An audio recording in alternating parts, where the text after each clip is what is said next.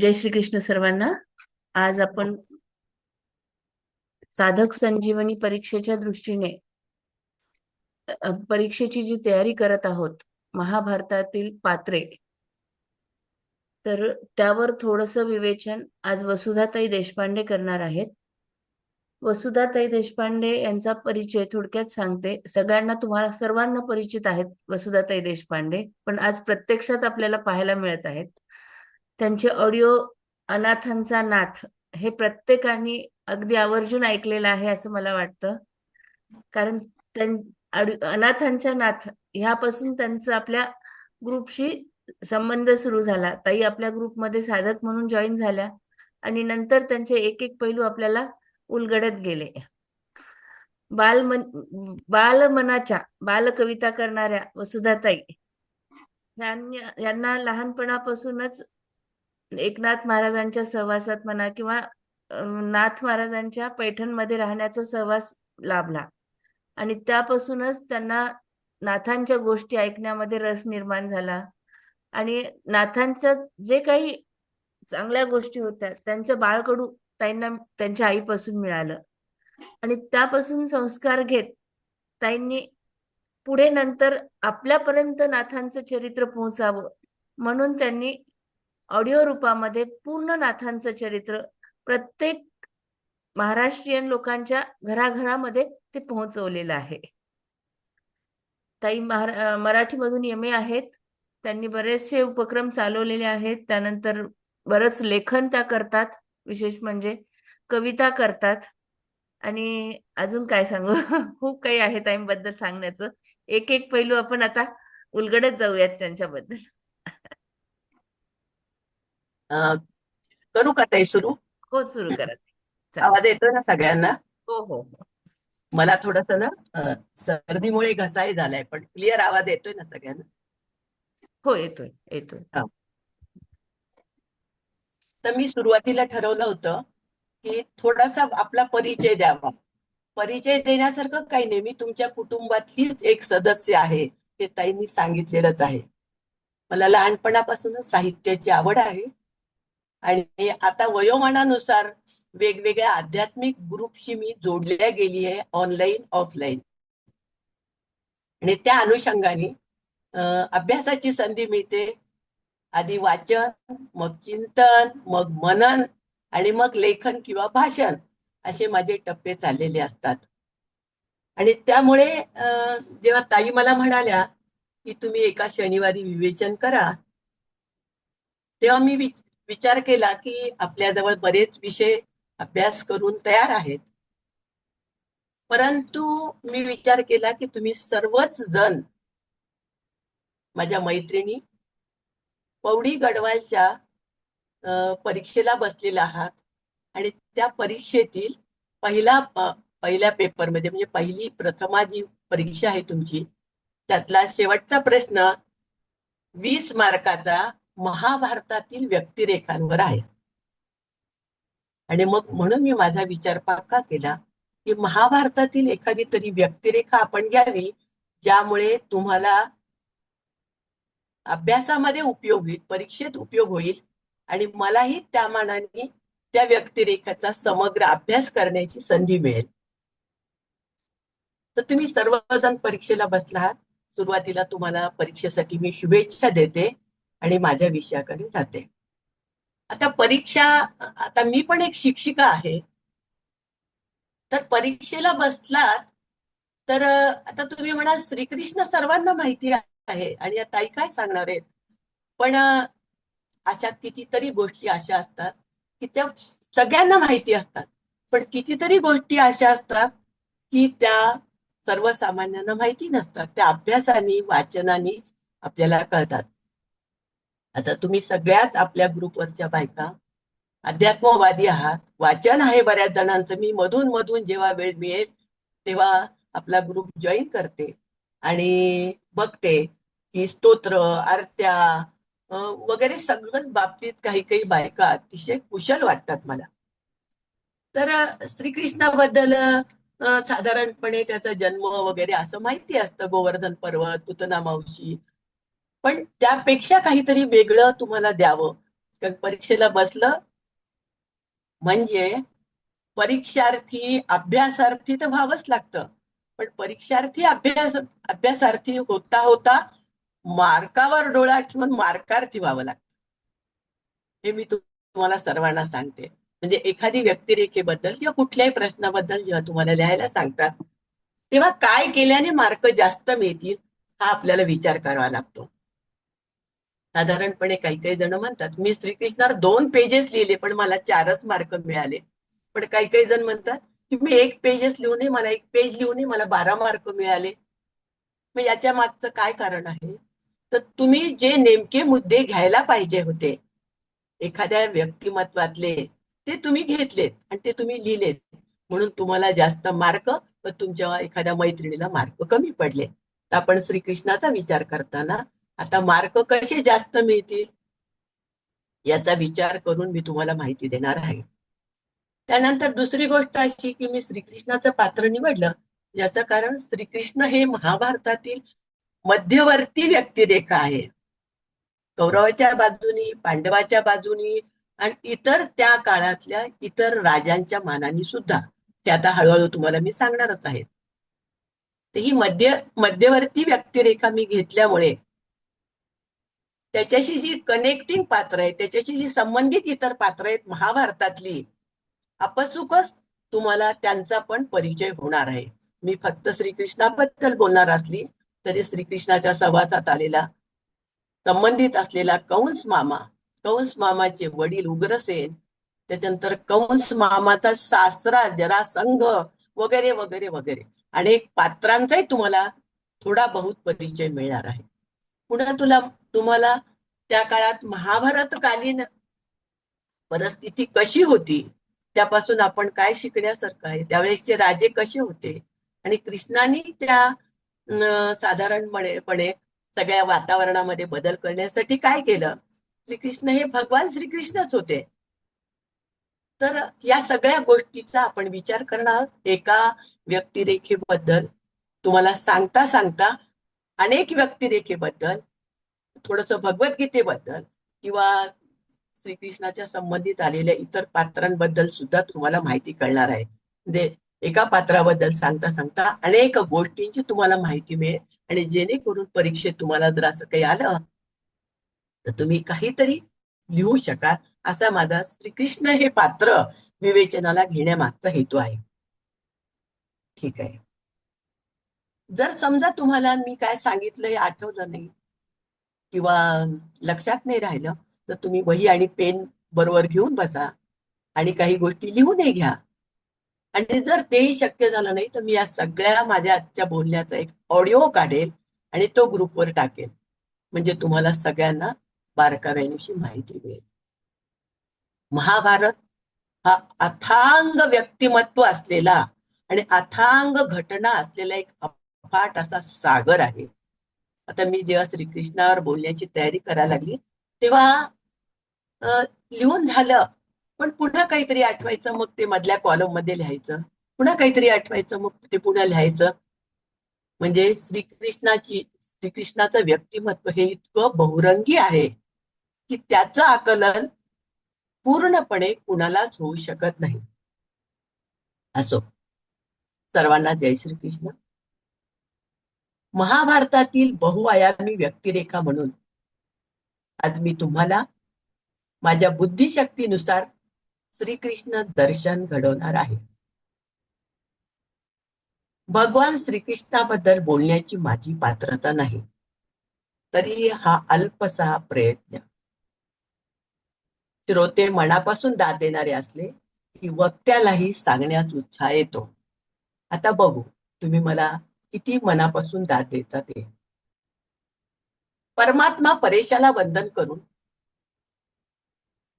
मी सांगण्याचे व तुम्ही सर्वजण मनोभावे ऐकण्याचे काम करा. हिंदू धर्मशास्त्राप्रमाणे आपण 4 युग मानतो: सत्ययुग, त्रेतायुग, द्वापारयुग व कलियुग. आता आपण सध्या ज्या युगात आहे ते सर्वांना माहितीच आहे, ते कलियुग आहे. त्रेतायुगातील श्रीराम व द्वापार युगातील श्रीकृष्ण या दोन अवतारी पुरुषांनी आपला संपूर्ण भारत कवळून धरला आहे. आता आपण प्रत्यक्ष श्रीकृष्णाच्या जन्माची माहिती बघूया. अशा या पूर्ण भारताला कवळून धरलेल्या एका अवतारी पुरुषाची आपण माहिती घेतो. आता आपण श्रीकृष्णाच्या जन्माबद्दल थोडक्यात माहिती घेऊया. श्रीकृष्णाचा जन्म 5252 वर्षापूर्वी झाला. श्रीकृष्णाचा जन्माचा भारतीय महिना श्रावण. जन्मतारीख 18 जुलै 3228 इसवी सन पूर्व आहे. तिथी अष्टमी इतर सर्वांनाच माहिती आहे. आपण आजही त्यांचा जन्मदिवस, श्रीकृष्णाचा जन्मदिवस जन्माष्टमी किंवा गोकुळाष्टमी म्हणून लहान थोर सर्वच जण आनंदाने व मोठ्या उत्साहाने साजरा करतो. श्रीकृष्णावर बोलताना माझंच काय पण अनेकांचं कधी अरे तुरेच्या भाषेत श्रीकृष्ण म्हणाला, श्रीकृष्णाने असं केलं, श्रीकृष्ण लहान होता, आणि कधी आहोत आहोची भाषा येईल. पण श्रीकृष्णाच्या बाबतीत अरे तुरीची भाषा येऊ किंवा आहो जाओची भाषा येऊ, ते आदरणीयच आहेत, एवढं मात्र लक्षात ठेवा. त्यांचा जन्मवार बुधवार, त्यांचा म्हणजे श्रीकृष्णाचा जन्मवार बुधवार आहे. नक्षत्र रोहिणी, रोहिणी नक्षत्रावर भगवान श्रीकृष्ण जन्माला आले. रामावतार दुपारी 12 वाजता तर कृष्णावतार रात्री 12 वाजता. यामागे काहीतरी ईश्वरी संकेतच असला पाहिजे. काही जण त्यांचा जीवनकाळ 108 वर्षाचा मानतात, तर काही विचारवंताचे मत तो जीवनकाळ 125 वर्ष 8 महिने 7 दिवस मानतात. विचारवंतात जरी असे दुमत असले तरी श्रीकृष्ण हे 100 ओलांडून गेल्यावरही जगले आणि यशस्वी जीवन जगले, हे आपण आता मनाशी ठरवूया. विचारवंतात दुमत असलं तरी साधारण 100 ओलांडून गेल्यावरही कृष्णांचा कार्यकाळ, जीवनकाळ चालू होता. आता या घटनेवरून मला एक गोष्ट सांगावीशी वाटते की साधारणपणे जेव्हा आपण महाभारताचा अभ्यास करतो तेव्हा महाभारतातील सगळ्याच व्यक्तिरेखांचा जीवनकाळ हा 100च्या आसपास आहे. कुरुक्षेत्रावर जेव्हा युद्ध झालं महाभारताचं, तेव्हा भीष्म, द्रोणाचार्य, कर्ण सर्व सर्व पात्र हे 50 ओलांडलेले आणि 60-70च्या जवळचे होते. ऐकून आश्चर्य वाटेल, आज 60-70 म्हणजे आम्ही थकलो अशी बोलण्याची वेळ आलेली आहे. पण त्या काळातला आचार, विचार, आहार, विहार या सगळ्या गोष्टी त्यांना व्यवस्थित मिळाल्यामुळे सतत युद्ध कौशल्य, गदा युद्ध, धनुष्यबाण, राणावनात भटकणे, वनात जाणे, मृगया करणे, शिकार करणे, या सगळ्या गोष्टींमुळे त्यांची आयुर्मर्यादा वाढलेली होती. तेही आपण नोंद करायला हरकत नाही. आता कृष्णाचे माता पिता वासुदेव, वसुदेव देवकी. कृष्णाची जन्मकथा आपल्या सर्वांना लहानपणापासून माहित आहे. त्यांचे सांभाळ करणारे माता पिता नंद यशोदा, जन्मदाते माता पिता वसुदेव देवकी. श्रीकृष्णाचा जन्म बंदिवासात झाला. कंसाने त्यांच्या आई वडिलांना बंदिवासात ठेवलं होतं. ही कथा साधारण अगदी शेंबड्या मुलाला सुद्धा माहिती आहे, त्यामुळे मी काही ती जास्त सांगत नाही. आणि त्याच रात्री जन्म झाल्यावर रात्री 12 वाजता वसुदेव एका टोपलीत आपल्या बछड्याला घातलं आणि नंद यशोदेकडे गोकुळात नेऊन सोडलं. कृष्णाचा जन्म मथुरेत व कृष्णाचं बालपण नंद यशोदेच्या घरी गोकुळामध्ये गेलं. श्रीकृष्ण गोकुळात लहानचे मोठे झाले. गाई गोपी बरोबर खेळण्यात या नटखट लालाचे बालपण केले. नटखट लाला हे एक त्यांचं नाव, लाडाने सर्वजण म्हणतात. बलराम हा श्रीकृष्णाचा मोठा भाऊ व सुभद्रा ही बहीण, द्रौपदी ही मानलेली बहीण, आचार्य सांदीपनी ऋषी हे श्रीकृष्णाचे गुरु व सुदामा हा त्यांचा जिवलग मित्र. आता आपण फ्रेंडशिप डे साजरा करतो. एक बँड हातात बांधला की मैत्री होते का? तर त्याचं उत्तर, ही मैत्री ही बेगडी असते आणि तकलादू असते. श्रीकृष्णाने जी सुदाम्याशी मैत्री केली, ती मैत्री त्यांनी अजन्म पूर्णपणे जीवनभर टिकवली. असा तो श्रीकृष्ण आणि असा तो सुदामा मित्र होते. आचार्य सांदीपणी हे त्यांचे गुरु. गुरूंबद्दल निष्ठा असावी लागते, त्यांच्यावर श्रद्धा पाहिजे, तर गुरुनी शिकवलेली विद्या आपल्याला चांगली आत्मसात करता येते. आता ही सगळी तत्व थोडी थोडी लोप पावत चाललेली आहे. असो, कृष्णाच्या 8 धर्मपत्नी होत्या. त्यात रुक्मिणी व सत्यभामा त्या सर्व ज्ञातच आहेत. शिवाय नरकासुराच्या बंदिवासातून सोडवलेल्या 16,100 स्त्रियांनाही त्यांनी स्वतःच्या पत्नीचा दर्जा दिला आणि समाजात त्यांना सन्मानाने वागवण्याचा मार्ग दाखवला.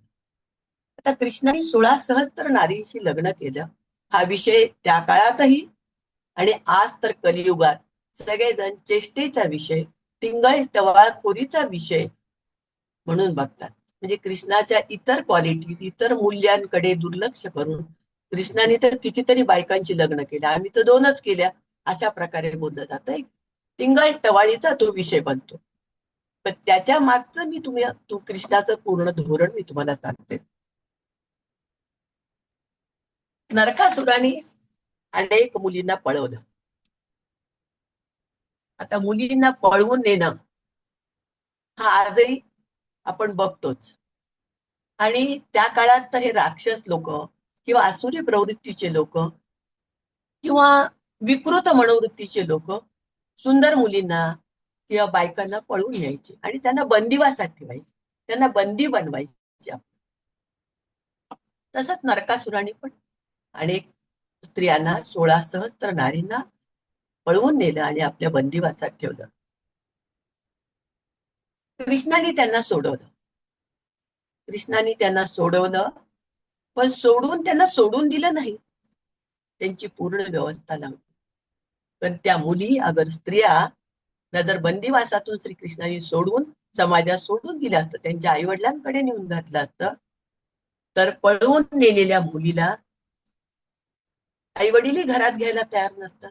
पण आई वडिलांना त्या मुलीच्या लहान बहीण भावंडाची सुद्धा काळजी असते की पळून गेलेली मुलगी जर आपण घरात घेतली तर आपल्या लहान मुला मुलींची लग्न होणार नाही, आपल्या कुटुंबावर बहिष्कार टाकला जाईल. आणि त्यामुळे आई वडीलही प्रत्यक्ष जन्मदाते सुद्धा त्यांना घरात घ्यायला तयार नसतात. ठीक आहे, आई वडिलांनी घरात घेतलं नाही तर कोणी त्यांच्याशी लग्न करायला तयार नसतं, कारण ती मुलगी पळवून नेलेली आहे राक्षसाने, ती काही शुद्ध आहे का चारित्र्याने, असं म्हणून त्यांच्याशी लग्न करायला कोणी तयार नसतं. ते जन्मदाते सुद्धा त्यांना जवळ ओढत नाही आणि त्यांच्याशी लग्न करायलाही कोणी तयार होत नाही. बंदिवासातून सोडवलं श्रीकृष्णाने. पण या मुलींच्या आयुष्याचा प्रश्न काय, तर या आम समाजाची मालकीच्या बनतात आणि त्यांच्यावर अजूनही वेगवेगळे अत्याचार करून त्या मुलीला जीवन नकोसं करून सोडतात. तर कृष्णाने प्रत्येक गोष्टीचा काल, आज आणि उद्याचा विचार करून निर्णय घेतलेला आहे. या ठिकाणी मला तुम्हाला आवर्जून सांगावं असं वाटतं. आणि म्हणून त्या 16 सहस्त्र नारीशी, 16,100 नारींची त्यांनी लग्न केलं, त्यांना पत्नीचा दर्जा दिला. श्रीकृष्णाच्या पत्नी म्हणल्यानंतर त्यांच्याकडे कुणीही वाईट नजरेने बघणार नाही, हा त्या मागचा हेतू. हे मला आवर्जून उलगडून सांगावं असं वाटतं. कृष्णाला एकूण 80 मुले होती. राधा ही श्रीकृष्णाची परमप्रिय मैत्री, ती त्याची भक्त होती. सांख्यशास्त्राप्रमाणे राधा कृष्ण म्हणजे प्रकृती पुरुष, कृष्णाचे स्त्री रूप म्हणजे राधा व राधेचे पुरुष रूप म्हणजे कृष्ण असेही म्हणले जाते.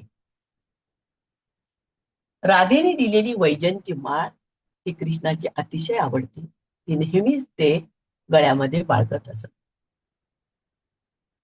सर्व फुलांमध्ये श्रीकृष्णाला आवडतं फूल म्हणजे पारिजातकाचं फूल. आपण लहान मुलांना खेळण्यासाठी खेळणी आणून देतो. तसंच कृष्ण जेव्हा लहान होते आणि गोकुळात ते खेळायचे, तेव्हा त्यांच्या नंद बाबांनी त्यांना एक बासरी आणून दिली होती.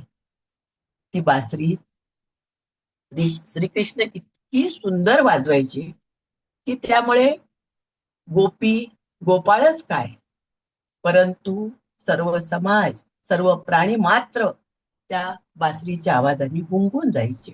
बासरीचा नादात सर्वजण सर्व आपलं दुःख विसरून जायचे. निसर्गाशी संवाद त्यामुळे साधला जायचा. झाडं डोलायची. नदीच्या काठी बसून श्रीकृष्ण नेहमीच गोपींच्या समवेत बासरी वाजवायची. आणि त्यामुळे कृष्णाचं एक नाव, त्यांच्या प्रत्येक गुणवैशिष्ट्यानुसार त्यांची एक एक नावं आहेत. आपण नटखटलाला पाहिलं, लहानपणचा तो नटखट झाला. तो बासरी वाजवायचा, मुरली वाजवायचा, म्हणून त्यांचं नाव मुरलीदास, मुरलीधर म्हणूनही ते ओळखले जातात. आता याच्यानंतर शंखासूर नावाच्या दृष्ट राक्षसाला त्यांनी ठार मारले कृष्णाने. त्याचा शंख त्या शंखासुराच्या प्रेताजवळ पडला.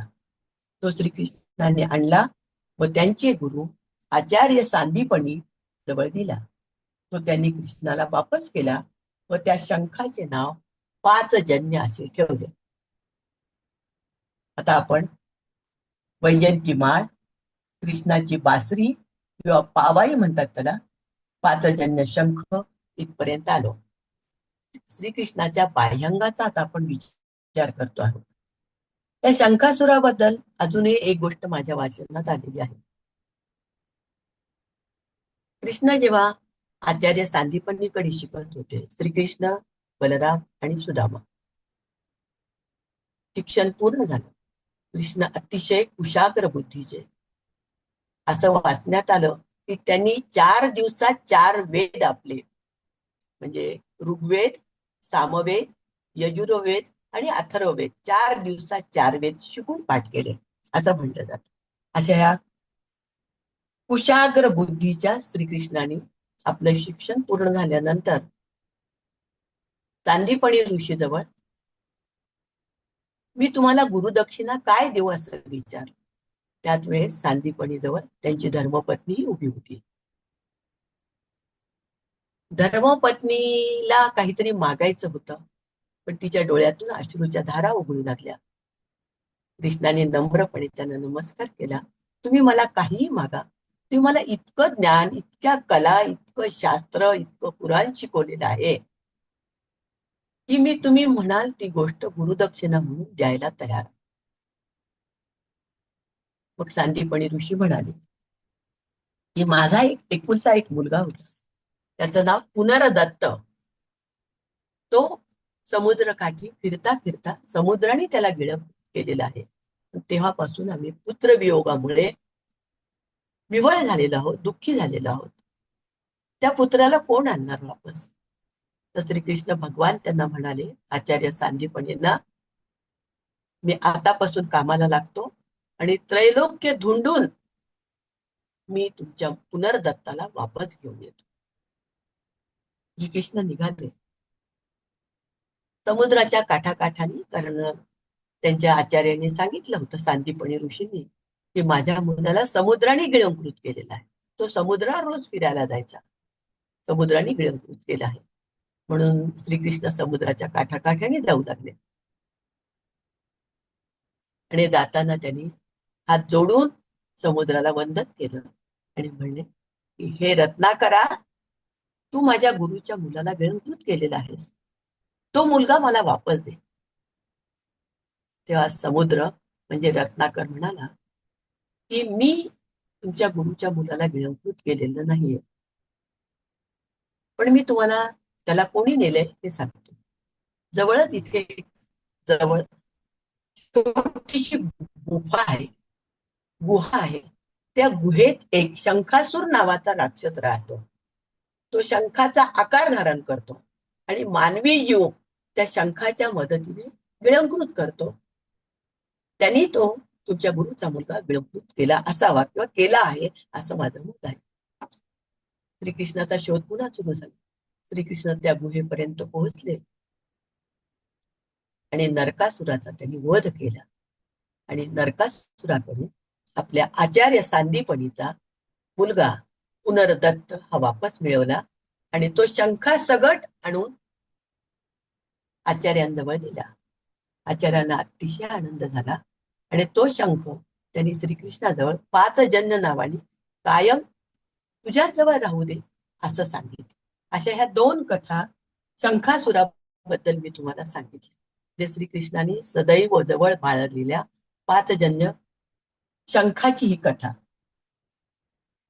आता याप्रमाणे आपण या जवळ कायम बाळगणाऱ्या वस्तूप्रमाणे सुदर्शन चक्राचाही विचार आपल्याला करावा लागेल. याची कथा अशी, विष्णूने हे चक्र उत्तराखंड मधील गढवाल जिल्ह्यातील एका शिव मंदिरात तपश्चर्या करून मिळवले होते. भगवान विष्णूने ते सुदर्शन चक्र विष्णूने त्याच्या कृष्णावतारात सदैव जवळ बाळगले.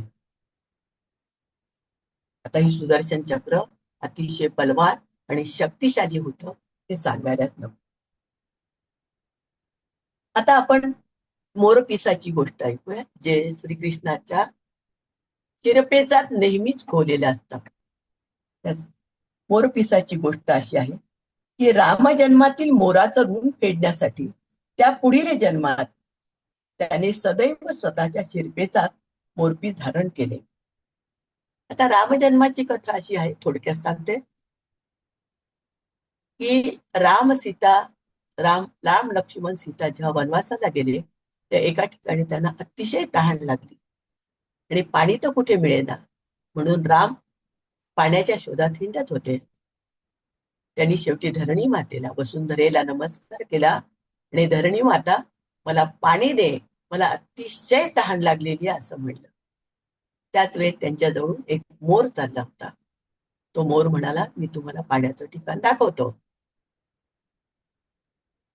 परंतु मी उडत जाईल तर तुम्ही पायी चालत जाल, तर तुमचा आणि माझा वेग काही जमणार नाही.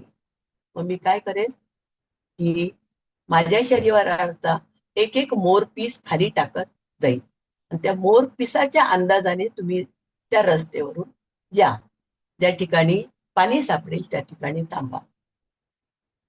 राम सीता लक्ष्मण हे सगळे चालत चालत मोरपिसाच्या दिशेने गेले. एक एक मोरपीस दिसलं की पुढे जायचं, पुढे दुसरं मोरपीस असं. आणि त्यानंतर त्यांना बरोबर तिथे पाण्याचा साठा दिसला. ते सर्वजण पाणी पिऊन अतिशय तृप्त झाले आणि बाजूलाच पायाजवळ बसलेल्या मोराकडे पाहिला तर तो मोर मूर्छित झाला होता आणि काही काळातच तो मरण पावला. रामाला अतिशय वाईट वाटले की ज्यांनी आपली तृष्णा भागवली, तहान भागवली आणि तोच मरून पडला. आपल्या तहानेमुळे त्याला मरावं लागलं. आणि हे जे ऋण मोराचं रामावर झालं, ते ऋण फेडण्यासाठी त्यांनी असं आश्वासित केलं मोराला की पुढील जन्मी माझा जो अवतार होईल त्या अवतारात मी तुला पायाशी ठेवणार नाही, मी माझ्या शिरपेचात माथ्यावर तुला कायम धारण करेन, आणि ते हे मोरपीस. आता आतापर्यंत आपण कृष्णाने बाळगलेल्या सर्व गोष्टींचा माहिती मिळवली. वैजयंती माळ, बासरी, 5 जन्य शंख, सुदर्शन चक्र व मोरपीस. कृष्णाचे रुपडे श्यामल, रंगीबेरंगी कपडे या सर्व गोष्टी त्याच्या बाह्यांगाचे दर्शन घडवतात. आता आपण कृष्णाच्या अंतरंगाकडे वळू. गोकुळातील गोपाळ, लीलाधर, राधेचा कृष्ण, मीरेचा गिरीधर, धार्मिकांचे आराध्य दैवत, दुष्टांचा व दुष्ट प्रवृत्तीचा संहार करता व सृजनांचा कैवारी, अडचणी सापडलेल्या भक्तांचा पाठीराखा, सर्वस्वाच्या त्यागाची प्रेरणा देणारा माधव, अर्जुनाचं सारथ्य करणारा श्रीकृष्ण आणि भगवद्गीता सांगणारा योगेश्वर श्रीकृष्ण, असे त्याच्या वेगवेगळ्या पैलूंचा आपण आता थोडा थोडा अभ्यास करणार. धर्मसंस्थापनासाठी मनुष्य अवतार घेणारा, तरीही आपल्या ध्येयासाठी व मानव जातीच्या कल्याणासाठी राजकारणी खेळणारा अशा महाभारताच्या महानायकापुढे सर्व मानव जातीचे लक्ष वेधल्याशिवाय राहत. श्रीकृष्णाचे अजूनही काही पैलू आहेत, ते मी 2 मिनिटात सांगते. निसर्ग श्रीकृष्ण हा निसर्गप्रेमी होता. म्हणजे आजही त्याचा हा गुण आजच्या लोकांनी घेण्यासारखा आहे. त्यांनी कालिया मर्दन केलं. कालिया नावाचा विषारी नाग यमुनेत होता, त्यामुळे यमुनेचं पाणी विषारी होत होतं. आणि त्यामुळे विषारी पाणी पिल्यामुळे काय होतं हे सांगायलाच नको. त्यामुळे श्रीकृष्णाने यमुनेच्या जळात असलेल्या कालियाचं मर्दन केलं आणि यमुना नदी शुद्ध केली.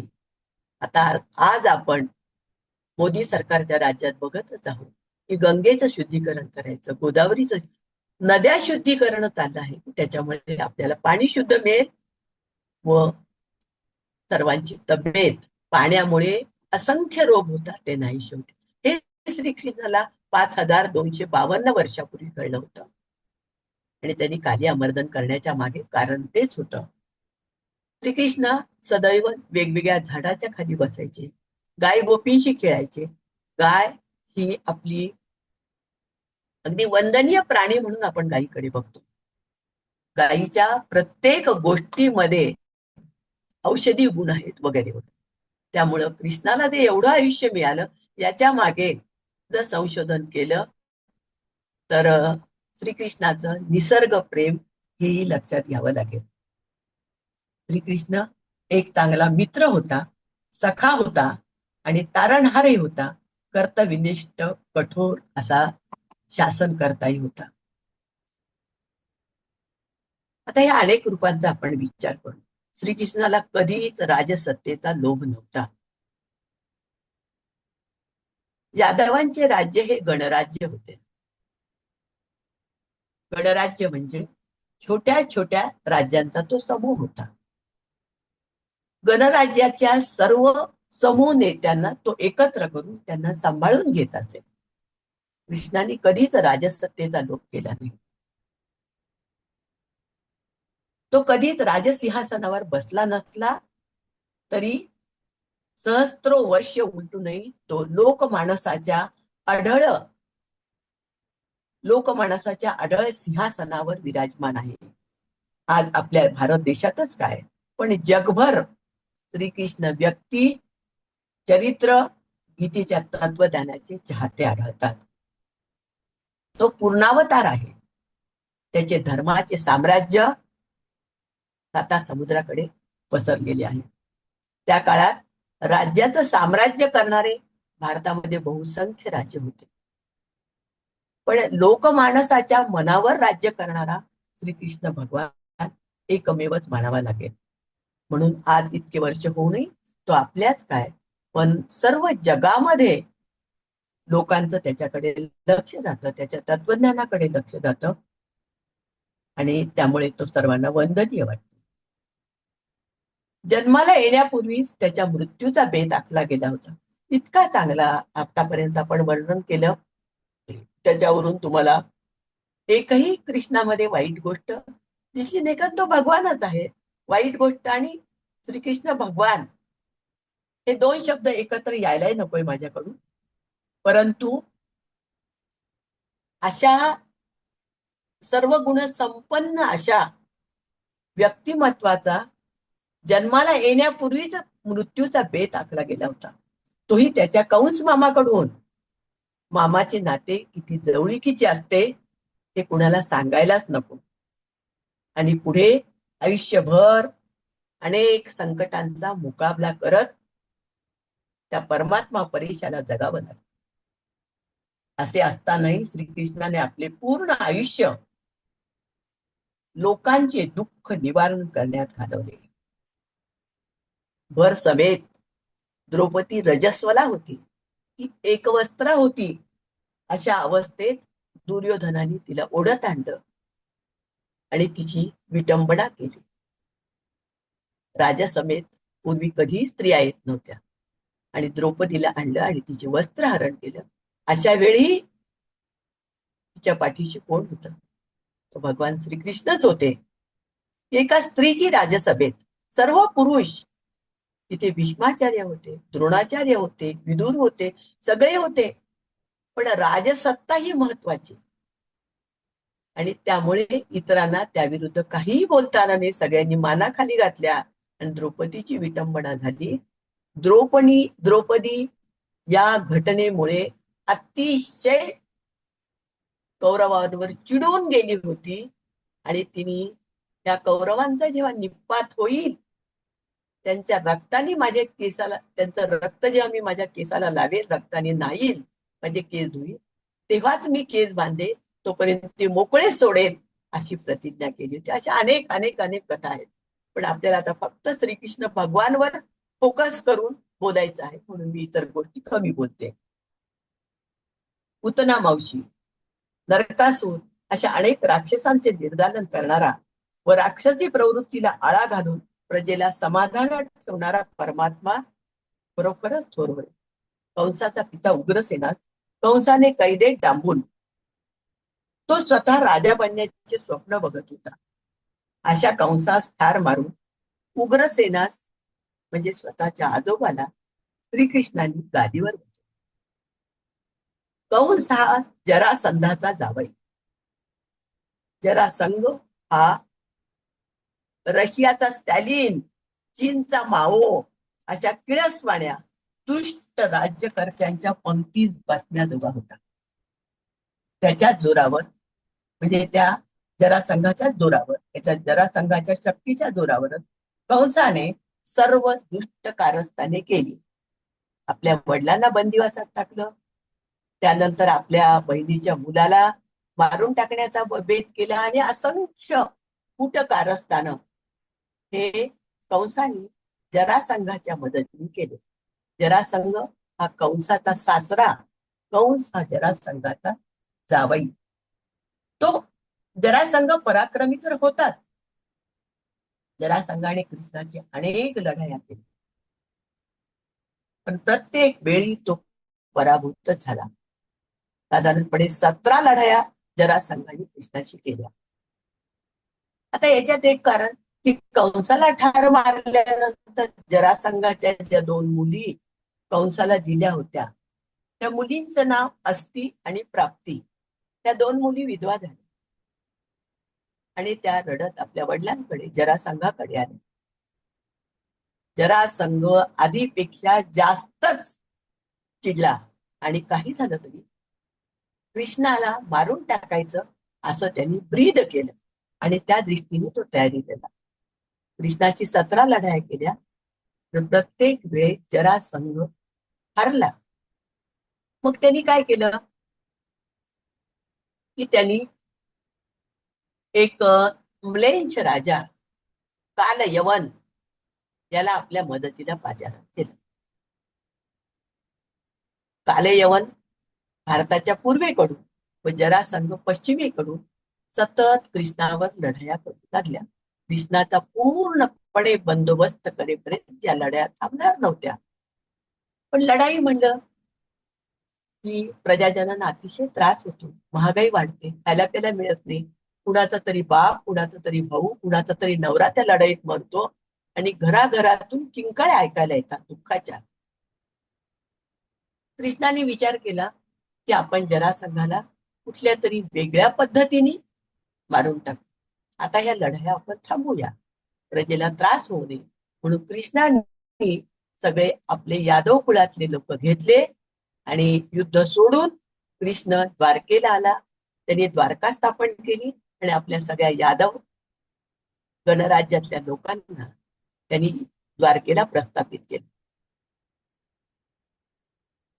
द्वारकेला आल्यानंतर आता काही लोक, तो रण सोडून आला, युद्ध सोडून आला, पण तो घाबरून आला का?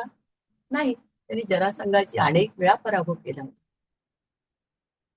फक्त प्रजेचे हाल त्याला पाहते ना, की लढाया आपल्या होत आहेत आणि एका माणसाला मारण्यासाठी सगळीच प्रजा दुःखी होते.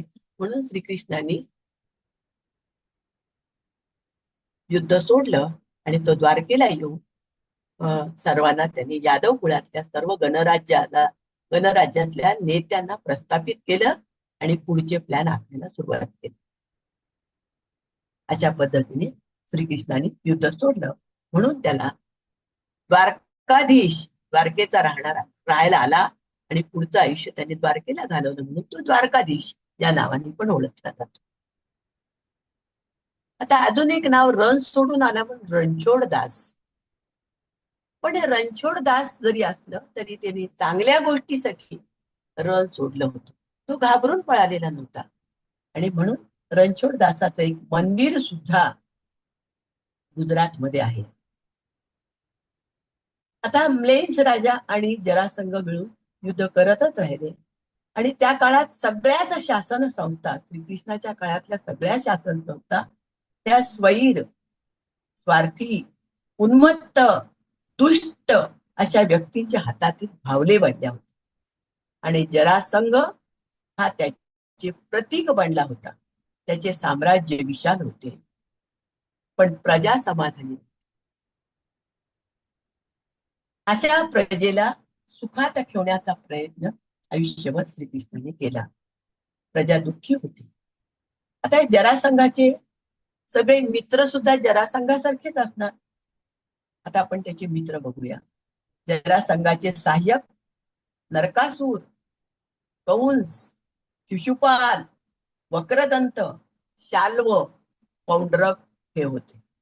सर्वांना कृष्णाने एकानंतर एक वेगवेगळे गाठून त्यांचा नायनाट केला. कधी शक्तीने तर कधी युक्तीने. पण पुन्हा तेच साम्राज्य मात्र श्रीकृष्णाने गिळंकृत केले नाही. तर त्याला राज्याचा लोभ नव्हता, त्याला सिंहासनावर बसण्याचा लोभ नव्हता. मग त्यांनी काय केलं, त्यांचा नायनाट केला आणि त्या सर्व वेळी सर्वसामान्य लोकांनी श्रीकृष्णाचे मोठ्या उत्साहाने स्वागत केले. समाजात शांतता नांदावी म्हणून या दुष्ट व्यक्तीचा नाश करणे हे त्याचे कर्तव्यच होते.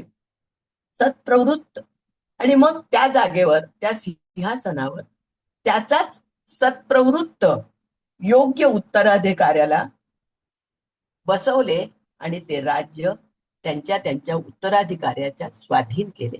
राजा गेला की तो राजा दुष्ट होता म्हणून त्याचा नायनाट केला, पण त्याचा एखादा सत्प्रवृत्त उत्तराधिकारी निवडायचा, त्या उत्तराधिकाऱ्याला गादीवर बसवायचा, त्याच्या राज्याची सगळी व्यवस्था लावून द्यायची आणि नंतर पुन्हा दुसऱ्या मोहिमेकडे श्रीकृष्ण वळायचा. हा किती त्याचा मोठेपणा आहे. जरासंघाचा नाश केल्यानंतर त्याचा मुलगा सहदेव हा 5 पांडवापैकी पण एक आहे आणि त्याच नावाचा जरासंघाचा मुलगा सहदेव पण आहे, हे लक्षात ठेवा. त्यांनी सहदेवाच्या हाती राज्य सोपवले. जरासंघाचा वध श्रीकृष्णाने भीमाच्या हातून द्वंद्व युद्ध करून केला. तुम्हाला माहिती असेल किंवा नसेल, जरासंघ हा युद्धात मारला जाणारा नव्हता. त्यांनी तपश्चर्या करून असं काही वरदान मागून घेतलं होतं की जेव्हा त्या जरासंघाचे तो युद्धात मारला जाणार नाही व जेव्हा त्याच्या शरीराचे 2 तुकडे होतील आणि उजवा तुकडा डावीकडे आणि डावा तुकडा उजवीकडे पडेल तेव्हा त्याचा नाश होईल. मग कृष्णाने विचार केला की युद्धात तर त्याला मारणं शक्यच नाहीये. मग त्यांनी भीमाला पाचारण केलं आणि गदायुद्ध करून भीमाने त्याच्या शरीराची चिरफाड केली, 2 तुकडे केले आणि कृष्ण आडोशाला उभा होता. कृष्णाने एक खाली पडलेली काडी घेतली आणि काडीचे तुकडे करून दोन्हीकडे फेकले. तर त्या काडीचे तुकडे करण्यामागे कृष्णाचा हेतू असा होता की त्याचे तुकडे करून दोन्हीकडे फेक. पण भीम गदा युद्धामध्ये इतका व्यग्र होता, त्यांनी उजवा भाग उजवीकडे व डावा भाग डावीकडेच टाकला. तर पुन्हा 2 तुकडे एकत्र झाले व जरासंघ जिवंत झाला. कृष्णाने पुन्हा काडीच्या संकेताने उजवा तुकडा डावीकडे व डावा तुकडा उजवीकडे टाकण्यास सांगितले. तसे भीमाने केले आणि मग जरासंध मरण पावला. अशा अनेक कथा, म्हणजे महाभारत हा कथेचा सागर आहे असं म्हणावं लागेल. अनेक कथा, फक्त आपल्याला श्रीकृष्णाबद्दल बोलायचंय व अनुषंगाने आलेल्या इतर पात्रांचा परिचय आपोआपच होणार आहे. ठीक आहे. तर शेवटी जरासंघाचा नाश झाला भीमाच्या हातून. शिशुपाल शिशुपाल हा श्रीकृष्णाचा पांडवाप्रमाणेच आतेभाऊ होता. शिशुपालाच्या आईला म्हणजे श्रीकृष्णाने स्वतःच्या आत्याला वचन दिले होते की शिशुपालाचे जेव्हा 100 गुणे पूर्ण होतील तेव्हा मात्र मी त्याचा वध करणार. शिशुपालाला रुक्मिणीशी लग्न करायचं होतं, पण रुक्मिणीने त्याला वरलं नाही आणि त्याचा राग शिशुपालाच्या मनात राहिला आणि त्यामुळे शिशुपाल सतत श्रीकृष्णाला त्रास देत होता. जेव्हा पांडवांनी राजसूय यज्ञ केला, राज्य प्रस्थापित केलं त्यांनी इंद्रप्रस्थला आणि राजसूय यज्ञ केला, त्या यज्ञामध्ये पण शिशुपाल सतत कृष्णाला शिवीगाळ करत होता आणि वाटेल ते बोलत होता. त्या राजसूय यज्ञामध्ये आमंत्रित झालेल्या पहिलं पात्र म्हणजे श्रीकृष्ण होतं. अतिशय बहुमानाचं म्हणून त्याला पहिल्यांदा आमंत्रित केलं होतं. पण श्रीकृष्णाने पांडवांना सांगितलं की या राजसूय यज्ञामध्ये मी आलेल्या अतिथींचं, संत साधूंचं, ऋषी मुनींचे पाय धुण्याचं काम करेल. ते जेवलेल्या पत्रावळी मी उचलून टाकेल. ही माझ्याकडून सेवा घडू द्या. म्हणजे किती हा थोरपणा, कितीही नम्रता वागण्याची दिसून येते. तरीही त्या राजसूय यज्ञात सतत कृष्णाला त्रास देत होता व राजसूय यज्ञामध्ये फोडा बसेल, राजसूय यज्ञ चांगल्या प्रकारे होणार नाही असं कृष्णाला वाटल्यावरून त्याचे 100 अपराध झाले आणि श्रीकृष्णाने आपल्या हातातील सुदर्शन चक्राने शिशुपालाचे 100 गुण मोजून वध केला. आता आपण पुढच्या कथेकडे वळूया. भारतात श्रीकृष्णाच्या वैशिष्ट्यामुळे, गुणवैशिष्ट्यांमुळे तो वेगवेगळ्या नावांनी ओळखला जातो. आतापर्यंत आपण त्याची बरेच नावं पाहिली. द्वारकाधीश, रणछोड दास, नटखट लाला, मुरलीधर, माधव असे त्याचे अनेक नावं जरी असले तरी तो महाराष्ट्राचा श्रीकृष्णच आहे. श्रीकृष्णाला भूत व भविष्य माहीत असूनही तो नेहमीच वर्तमानात जगला. यावरून माणसाने भूतकाळाचे दुःख व भविष्य काळाची चिंता न करता वर्तमानाचा प्रत्येक क्षण आनंदाने व सत्कार्याने जगावा असंच जणू श्रीकृष्णाने मानव जातीला सांगितलेलं आहे. आणि समाधानी राहावं अशी फार मोठी शिकवण श्रीकृष्णाच्या जीवनापासून आपणास राजकारणाचा एक भाग म्हणून कर्णाने कौरवांचा पक्ष सोडून पांडवाकडे यावे म्हणून श्रीकृष्णाने खूप प्रयत्न केले, पण ते निष्फळ ठरले. शेवटी या विनाशाला मीच जबाबदार आहे हे कर्णाला कळले व त्याला खूप पश्चातापही झाला. पण वेळ निघून गेल्यावर पश्चातापाचा उपयोग नसतो. आता या घटनेच्या अनुषंगाने मी तुम्हाला थोडीशी माहिती सांगू इच्छिते. श्रीकृष्णाच्या मनात कुरुक्षेत्रावरचं महाभारताचं युद्ध व्हावं असं मुळीच नव्हतं. तो शांतता प्रेमी होता. देशात शांतता नांदावी म्हणून सतत दुष्ट प्रवृत्तीचा, राक्षसी प्रवृत्तीचा तो नायनाट करत होता. मग एवढं मोठं युद्ध का घडून आणलं की ज्याच्यात हजारो लाखो लोक धारातीर्थी पडली? त्याचं कारण असं की लहानपणापासूनच कौरव पांडवांना यानं त्या कारणावरून त्रास देत होते.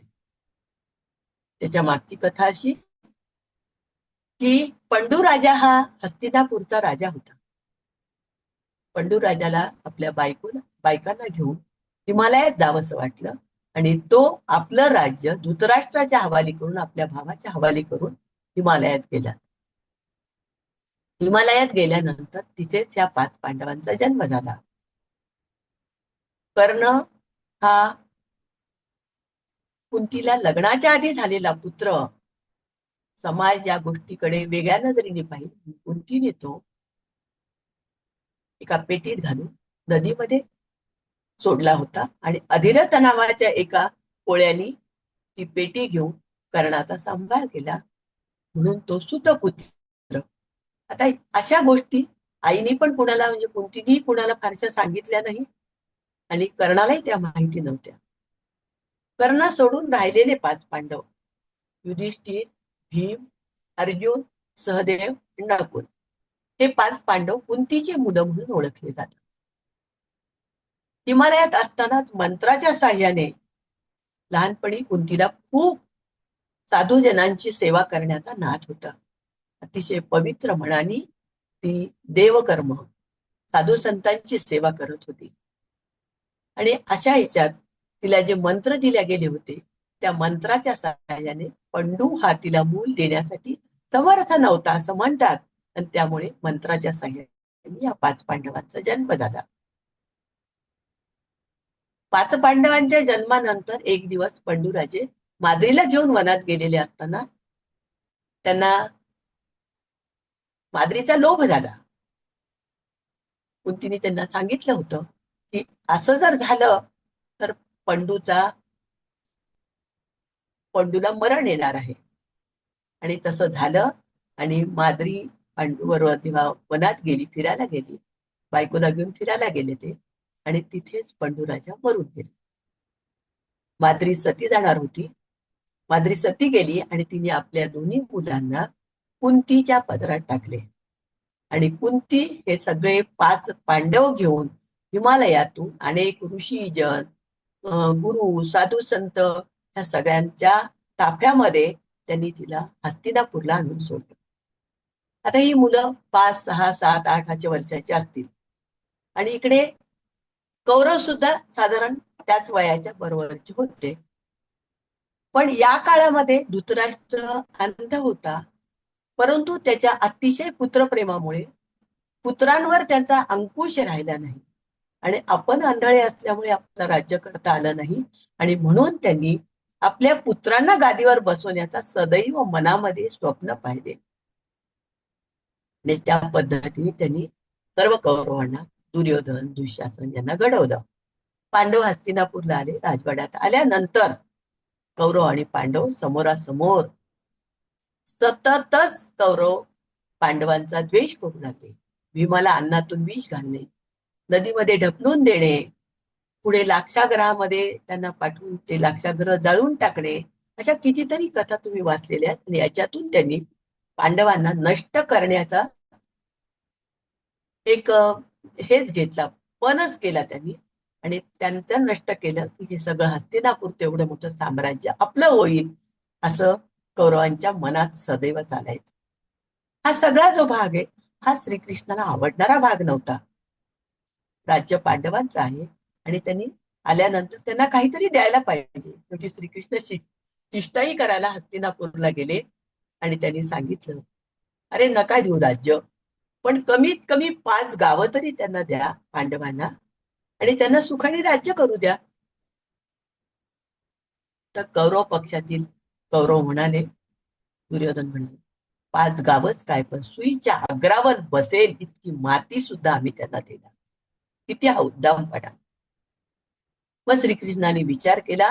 शेवटी माणूस साम दाम दंड भेद सगळं करून एखाद्या गोष्टीचा निर्णय घेतो. मग कृष्णाने ठरवलं, लहानपणापासून या पांडवांना कौरवांनी खूप त्रास दिलेला आहे. द्रौपदीचं वस्त्रहरण केलेले, युद्धामध्ये त्यांना हरवलेले, वनवासात, म्हणजे एकही गोष्ट कौरवांनी पांडवाशी आपले भाऊ म्हणून मिळती जुळती घेतलेली नाही.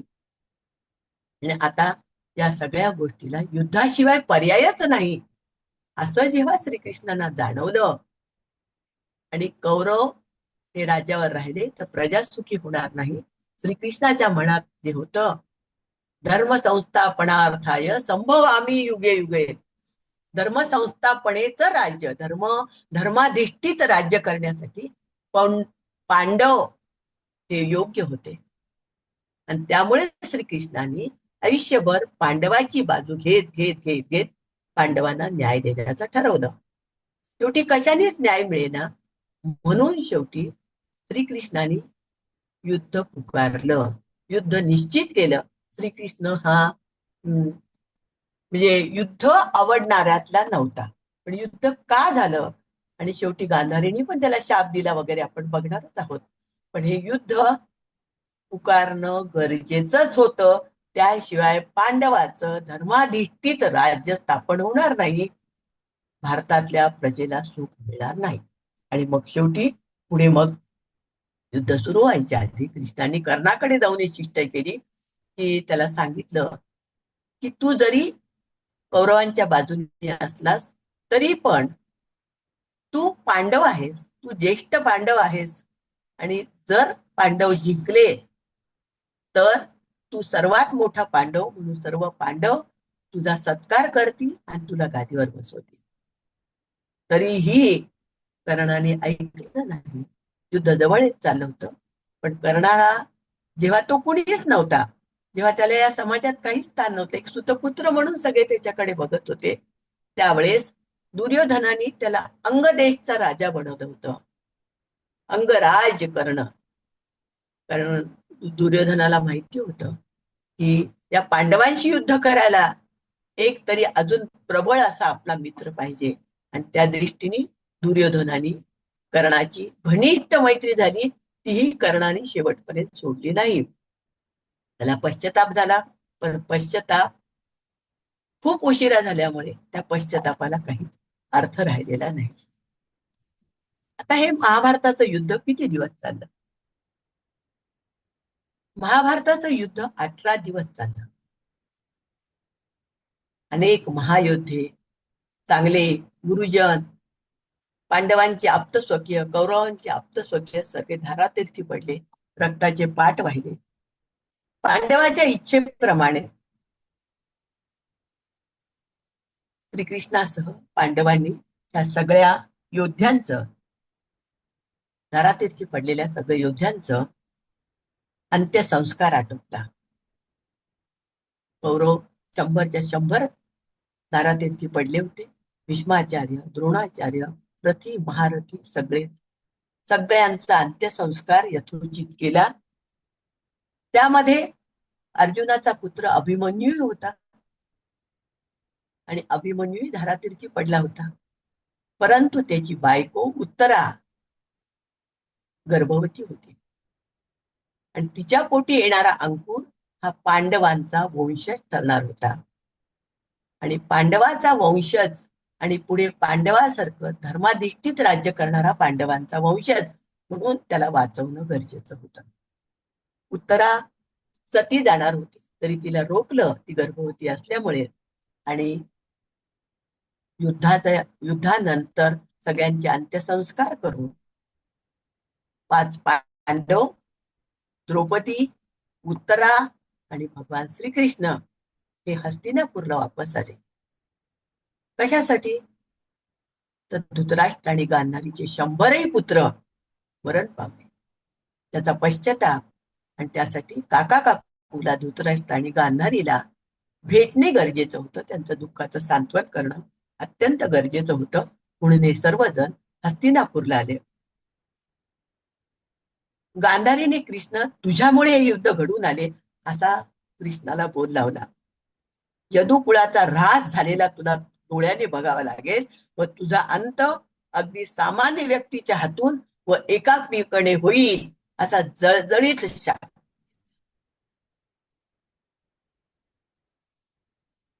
हे ऐकतानाही कृष्णाच्या मुखावरची प्रसन्नता यत्किंचितही उणावली नाही. उलट जे घडते ते ज्याच्या त्याच्या कर्मानुसार घडत असते असे श्रीकृष्ण बोलले व निघून गेले. कवी पाडगावकरांची एक कविता आहे, आयुष्य हे विधात्यातल्या वहीतील एक पान आहे. आयुष्य हे विधात्यातल्या वहीतील एक पान आहे. जन्म हे पहिलं पान, मृत्यू हे शेवटचं पान. मधली पानं आपण आपल्या कर्माने भरायची असतात. हे जणू काही श्रीकृष्णाच्या वागण्यातून यावेळी प्रतिबिंबित झालेलं दिसतं, आणि हे सर्वांसाठी सत्य आहे. आपण नेहमी सत्कर्म करावे. आता श्रीकृष्णाने पुढे उत्तरेला झालेल्या मुलाला गर्भ मृत अवस्थेत होता, श्रीकृष्णाने त्याला जिवंत केलं. आणि ज्या अश्वत्थाम्यानी ज्या अश्वत्थाम्यानी उत्तरेच्या गर्भावर ब्रह्मास्त्र सोडून तो गर्भ पोटातच मारून टाकला होता, की अश्वत्थाम्याच्या मनामध्ये पांडवांचा निर्वंश व्हावा असं होतं. खरं म्हणजे हा द्रोणाचार्याचा मुलगा अश्वत्थामा. द्रोणाचार्यांनी अर्जुनाने खूप विद्या शिकवली, अश्वत्थाम्याने खूप शिकवली विद्या. दोघेही धाडसी होते, पराक्रमी होते, पण अश्वत्थामा हा थोडासा विकृत मनोवृत्तीचा होता. आणि त्यामुळे काही गोष्टी अश्वत्थाम्याला दिल्या, परंतु काही गोष्टी तो वेळेवर विसरून जाईल असंही शाप किंवा वर दिला. पण अश्वत्थाम्याने त्याच्या ब्रह्मास्त्राचा उपयोग उत्तरेच्या गर्भावर केला, तो गर्भ मारून टाकला.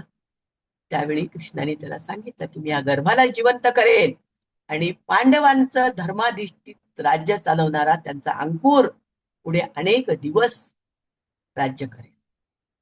त्याच वेळी अश्वत्थाम्याला त्यांनी शाप दिला की तू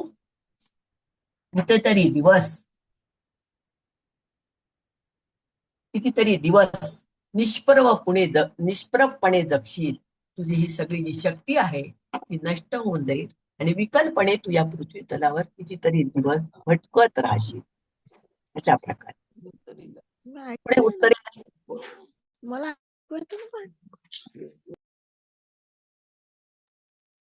वसुधाताई,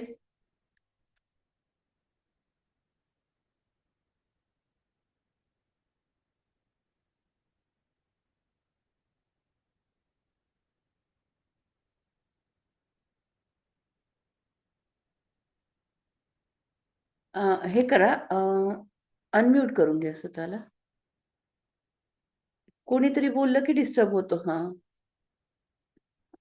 अनम्यूट करून घ्या. हा,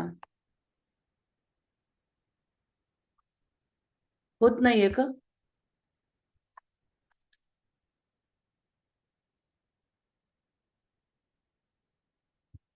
एक मिनिट ताई, झालेलं नाही अजून तुमचं. Ask to unmute. हा, नाही, परत नाही. आता बोलू शकता. ताई, मी जे बोलले आतापर्यंत ते व्यवस्थित ऐकायला आले ना सगळ्यांना? हो, खूप सुंदर ताई. लिंक. हा हा ठीक आहे, ठीक आहे, ठीक आहे, ठीक आहे. अगदी थोडं राहिलंय आता. सायकल घेणं झालं आणि ते सायकल घेणं अजून काय? हॅलो, वसुधाताई, हा, खूप हॅलो. छान सांगितलं हा श्रीकृष्णाचं. आणि हा हा बऱ्याचशा नवीन हा मोर सराव पिसाची गोष्ट आहे. मला माहिती नव्हतं. मोर पिसाची बर गोष्ट बर. मला माहिती आधी नव्हती. आधी आणि आपण आता पूर्ण ऐकूयात आता ना. राहिलेला भाग आपण सुरू करू आणि हा, मग तेच म्हणलं. त्या हा, विषयावर बोलू, आहे की चालेल. नाही? आता हो. अगदी थोडस राहिलेलं आहे. पांडवांच्या घराण्यातला जो अंकुर उत्तरेच्या पोटी जन्माला आला, त्याचं नाव जन्मेजय. आणि त्यांनी पुढे 60 वर्ष धर्माधिष्ठित राज्य केलं. धर्मनिष्ठ पांडवांच्या नातवाला जिवंत करून श्रीकृष्णाने सज्जनतेला जीवदान दिले व अश्वत्थाम्याच्या विकृत मनोवृत्तीला शाप देऊन त्याला निष्प्रभ करून टाकले. सज्जनांची परंपरा अखंड टिकेल अशी व्यवस्था करून श्रीकृष्ण पुढच्या कामाला लागले. कालानुरूप कधी श्रीकृष्णाने विचारशस्त्र तर कधी शस्त्र विचार वापरला, कधी विचारशस्त्र तर कधी शस्त्र विचार वापरला, कधी शक्ती कधी युक्ती असं वापरून श्रीकृष्णाने मानव जातीची अखंड सेवा केली. श्रीकृष्णाचे संपूर्ण जीवन सूर्याच्या किरणाप्रमाणे तळपणारे तेजस्वी होते. धर्म संस्थापनार्थाय संभवामी युगे युगे अशा श्रीकृष्ण नावाच्या पूर्णावताराला शतशः नमन केल्याशिवाय राहत नाही. आता आपण एका टप्प्यावर वेगळ्या टप्प्यावर येऊया. आता आपण श्रीकृष्ण व भगवद्गीता याकडे बोलू. श्रीकृष्णाचे अंतरंग पाहिलं, श्रीकृष्णाचं बाह्यंग पाहिलं, श्रीकृष्णाने राक्षसी प्रवृत्तींचा वध केलेला पाहिला, महाभारतातील महायुद्ध पाहिलं आणि त्यानंतर आता आपण श्रीकृष्णाच्या भगवद्गीतेकडे थोडं वळूया. आता आपण श्रीकृष्ण व भगवद्गीता याकडे वळू. अर्जुन श्रेष्ठ धनुर्धर धाडसी असूनही आप्तस्वकीयांच्या विरुद्ध लढण्यासाठी तयार नव्हता, तेव्हा श्रीकृष्णाने त्याचे सारथ्य केले व त्याचे मनपरिवर्तन केले. त्याचे सारथ्य करताना अर्जुनाचे जे मनपरिवर्तन त्यांनी केले ती म्हणजेच आपण सध्या वाचतो, आचरणात आणतो ती भगवद्गीता होय. दुर्योधनही श्रीकृष्णाकडे आले होते युद्धामध्ये मदत मागायला, तर त्यांनी दुर्योधनाला आपली नारायणी सेना, श्रीकृष्णाची सेना ही नारायणी सेना, ती पूर्ण माझी सेना तुमच्या बाजूने लढेल असं सांगितलं. आणि अर्जुनाला सांगितलं किंवा सर्वांनाच सांगितलं की मी या युद्धात कुणाच्याच बाजूने लढणार नाही, मी शस्त्र हातात घेणार नाही, मी फक्त अर्जुनाचं सारथ्य करेल. कारण अर्जुन हा श्रीकृष्णाचा अत्यंत प्रिय भक्त होता. त्या तुम्ही सगळ्या गीताप्रेमी आहात हे वेगळं सांगायला नको. आणि हे करताना पहिला अध्याय विषाद योग आहे, ते अर्जुनाचं मन परिवर्तन कसं केलं वगैरे त्यात आलेलंच आहे. आणि अर्जुनाच्या निमित्ताने सर्व मानव जाती समाधानाने जगण्याचा मार्ग दाखवण्यासाठी त्यांनी भगवद्गीता सांगितली. भगवद्गीता हा आपला भारतीयांचा धर्मग्रंथ आहे. आणि असं असलं तरी आज परदेशातही त्या ग्रंथाचे वाचन अभ्यास होत आहे. हीच आपल्या भारताची मान, याच्यामुळेच आपल्या भारताची मान उन्नत होते. त्यांनी सांगितलेली भगवद्गीता ही मनाने, श्रीकृष्णाला एका अर्थाने मनाचा डॉक्टर म्हणावे लागेल. श्रीकृष्ण अर्जुनाचं पूर्ण मन परिवर्तन केलं श्रीकृष्णाने, म्हणून मी कधी त्यांना श्रीकृष्णांना मनाचा डॉक्टर म्हणावे लागेल. व एका अर्थाने जी भगवद्गीता त्यांनी सांगितली हे मनाचे ब्युटी पार्लर आहे, मनाचं सौंदर्य वाढवण्याचं ब्युटी पार्लर आहे भगवद्गीता. गीता एखाद्या संप्रदायाचा, जातीचा, वर्गाचा, पंथाचा, देशाचा ग्रंथ नाही, तो समस्त मानव जातीचे धर्मशास्त्र आहे.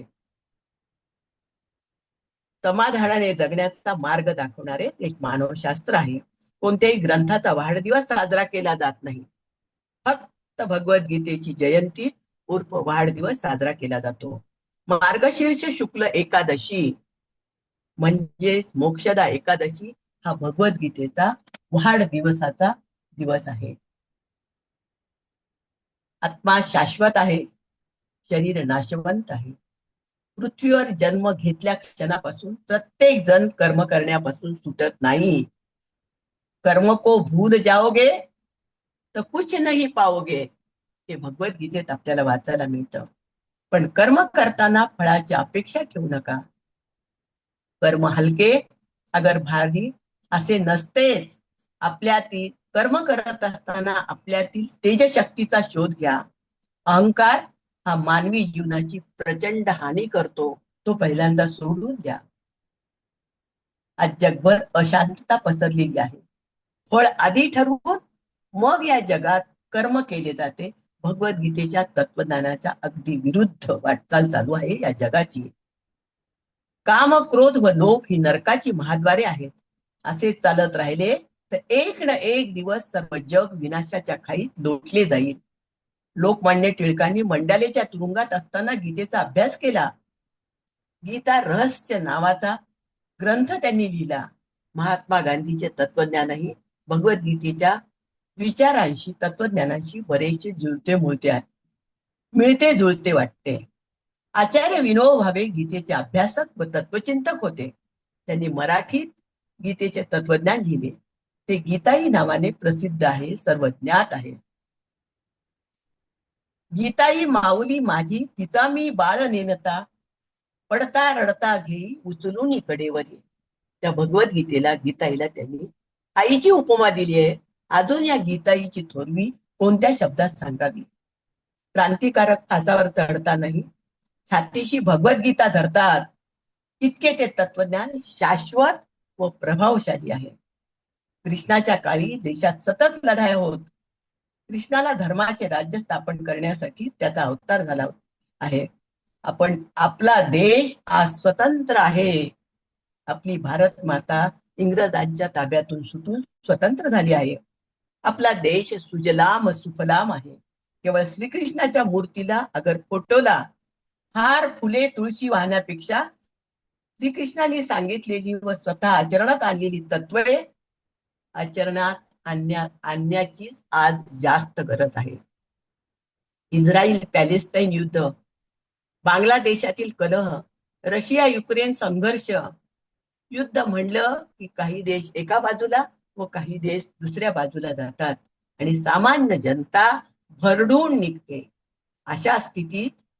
अशा परिस्थितीत गीतात सर्वांना तारून नेऊ शकते. महाभारत श्रीकृष्णाच्या असामान्य तेजस्वितेने आणि राजकारणी कौशल्याने उजाळून निघालेले आहे. नेता कसा असावा याचे श्रीकृष्ण हे उत्तम उदाहरण आहे.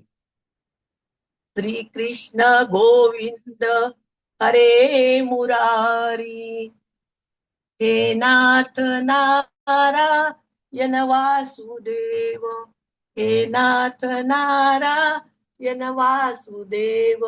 जय कृष्ण, जय श्रीकृष्ण. झालं ताई? सुचिता ताई? खूप सुंदर ताई, शब्दच नाहीये सांगायला. म्हणजे नाही अगदी तसं.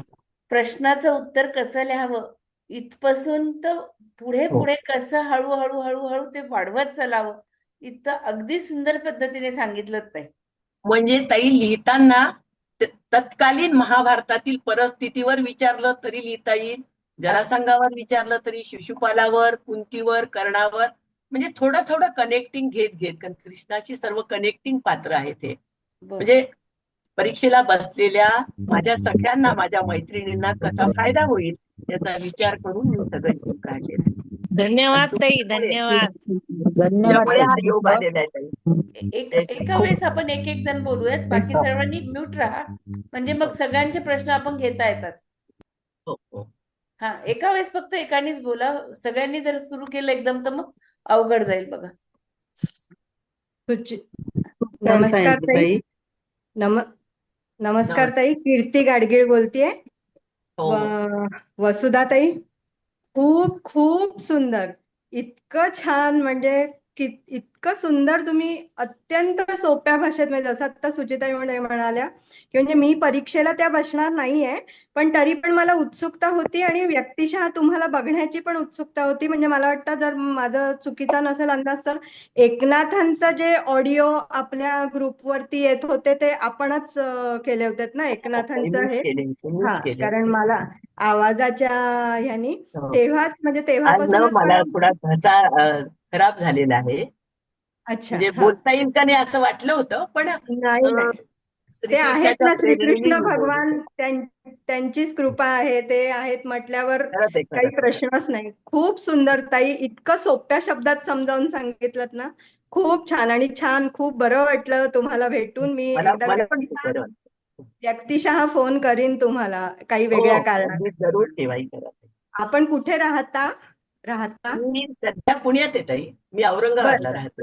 ओके ओके, माझं मी बालपण पैठणला नाथांच्या गावात गेले. हा, ती तोही लग्नानंतर मी तिथे. औरंगाबादला आली.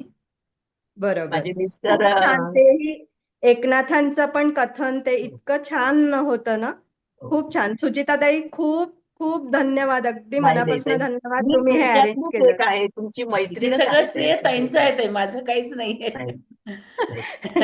नाही, सुंदर सुंदर, अगदी अरे, सुंदर. छान. सगळ्यांना धन्यवाद. जय श्री कृष्ण. जय श्री जय श्री. बोला, एक जण घ्या, एक जण बोला, हरकत नाही. बोला वैजंती ताई.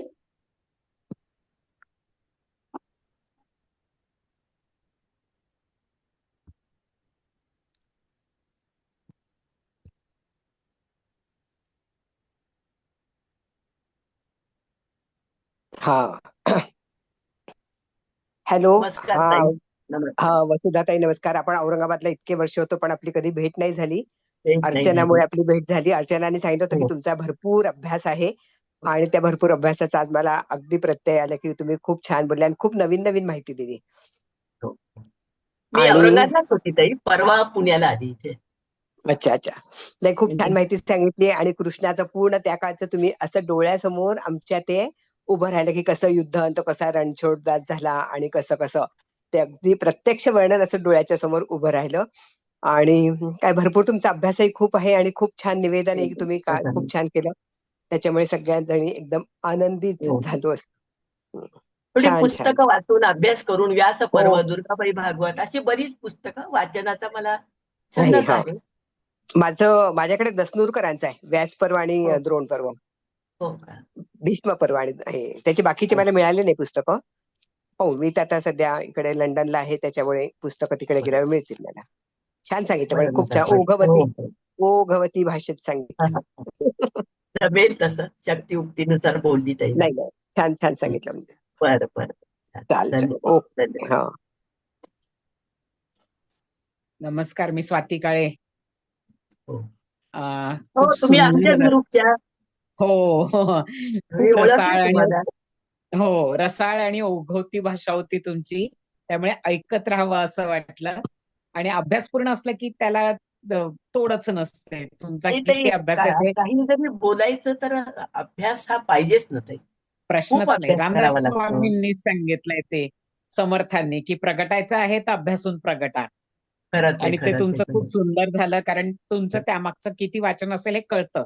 आणि आहे. भाषा पण खूप सुंदर होती आणि रसाळ ओघवती भाषा ऐकत राहावं वाटलं. खूप सुंदर, अप्रतिम. कमीत कमी प्रेक्षक कुठून न गेले पाहिजे, ते शेवटपर्यंत टिकले पाहिजे, एवढं तर पाहिजे. नाही नाही, चांगलं टिकलोय, अजूनही टिकलो असतो हो. कितीतरी वेळपर्यंत. हो. छान. मला भेटू एक कधी तर. सुचते, मला एक प्रश्न विचारायचा होता हा, विचार. की आता आपण ही जी परीक्षा देणार आहोत, तर याच्यामधले जे कुठल्याही स्वरूपाचा प्रश्न जरी आला तर हा. त्याचं उत्तर हे कशा पद्धतीने आणि कशा पद्धतीने मांडावं ह्याच्याबद्दल थोडंसं मार्गदर्शन करू शकाल का? ताई, मी आता श्रीकृष्णाच्या निमित्ताने तुम्हाला सांगितलं ना की फोकस काय विचारलं आहे नेमकं, ते नेमके पॉइंट तुमच्या उत्तरात यायला पाहिजे, फापट पसारा यायला नकोय. आता मी श्रीकृष्णाबद्दल बोलताना इतर पात्र आले पण ते कनेक्टिंग आले ताई. मुख्य फोकस काय विचारलं याच्यावर ठेवून जर उत्तर लिहिलं तर 20 पैकी 12, 14, 15 मार्क मिळू शकतात. पण आपण काठाकाठाने इकडं तिकडं काहीतरी लिहित बसलो तर 4, 5, 6 असे मार्क मिळतात. म्हणजे नेमकं परीक्षकाला काय अपेक्षित आहे त्या प्रश्नाकडून हे आपल्याला कळलं पाहिजे. प्रश्न दोनदा वाचायचा आणि नंतर मग त्याचं उत्तर लिहायला सुरुवात करायची. आणि चपखल, चांगल्या आणि ओघवती भाषेत लिहायचं. थोडंसं तरी भाषा बेंगरोळ नसावी, अक्षर चांगलं असावं आणि नेमके पॉइंट पण महत्वाचे पॉइंट पाहिजे. आता मी कृष्णाबद्दल बोलताना असं माझ्या मनातल्या मनात मी एक आखणी केली की कृष्णाचा जन्म, कृष्णाचं कुटुंब, नंतर कृष्णाचं बाह्यांग, कृष्णाचं अंतरंग, कृष्ण आणि कुरुक्षेत्रावरचं युद्ध, कृष्ण आणि भगवद्गीता. तर असं आपण मनातल्या मनात टप्पे करून जर लिहायला लागलो ना तर बरोबर प्रश्नाला मार्क जास्त मिळतात. खूप सुंदर ते. कारण हे फार महत्वाचं आहे की हो. म्हणजे ते तुम्ही किती एकाही पुरवण्या वाक्यामध्ये आपण घेतल्या आणि प्रश्नाचं उत्तर देऊ शकतो आणि 20 ओळीमध्येही प्रश्नाचं हो उत्तर देऊ हो शकतो. हो तर ते हो कशा हो हो पद्धतीने हो. आपल्याला पुढे पुढे जायचं हे समजणं फार आवश्यक आहे. म्हणजे 5 ओळी लिहून तुम्ही 5 मार्क लिहू शकता, पण 2 पेजेस लिहूनही 4च मार्क मिळतात तुम्हाला. याचं हे उत्तर आहे. बरोबर, तुम्ही खरंच. किती लिहिलं यापेक्षा कंटेंट किती आलं त्याच्यामध्ये हा, खूप सुंदर ते. हे महत्वाचं आहे. हे महत्वाचं आहे. अजून कोणाला बोलायचंय? सगळेजण अनम्यूट होऊ शकता, फक्त एका वेळेस एकाने हे करा, नाही तर मग हँड रेस करा. जर कोणाला हवं असेल तर मी हे करते, अनम्यूट करते इकडून. प्रतिमाताई बोलतायत?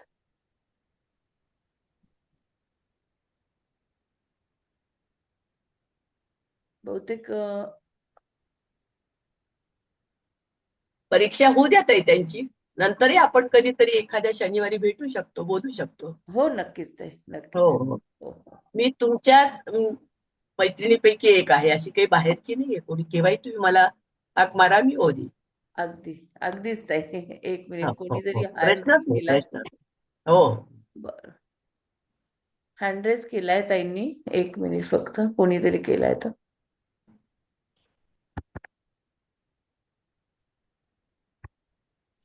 बोला हो ताई. शकुंतला. हा, हो ताई. हा ताई, वसुधाताईंनी खूप सुंदर सांगितलं.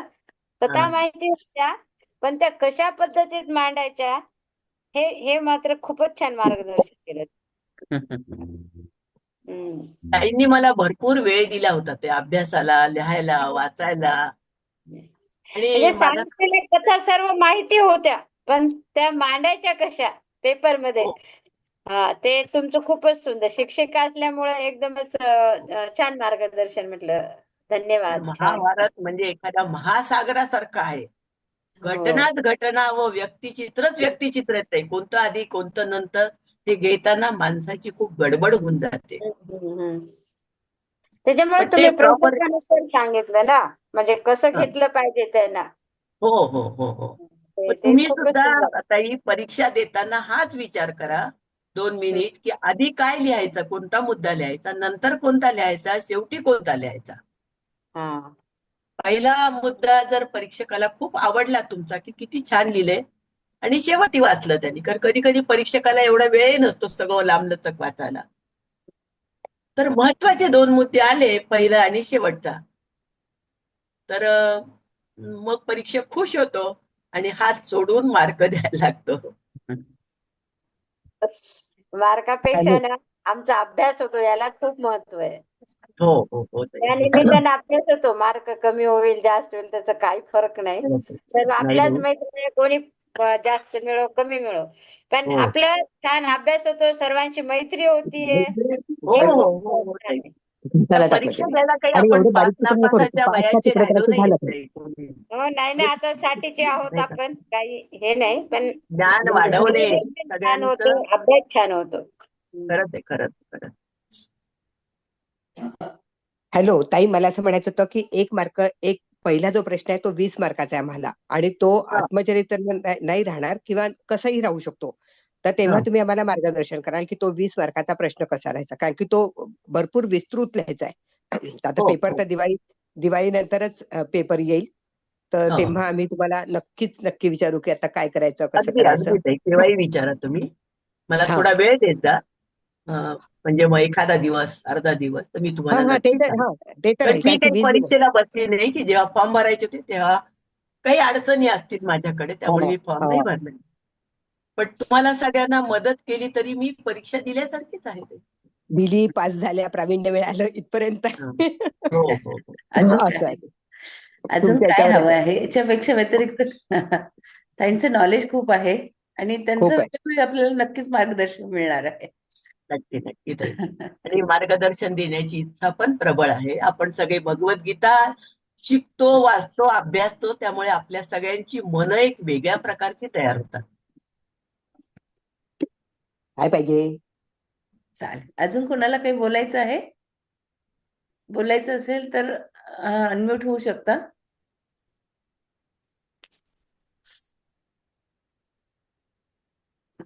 चालेल, आपण इथेच थांबूयात आता. हो परत ताई, एकदा चालेल. वसुधा ताईंचे खूप खूप आभार. खरंच नाही नाही ताई, आभार काही मानू छान नका. सुंदर आणि सांगितलं ताई. हो, हो, हो. छान. मलाही खूप छान वाटलं ते बोलताना. छान. ठीक आहे, धन्यवाद ताई. चालेल, धन्यवाद. हो, जय ठीक आहे. श्री कृष्ण.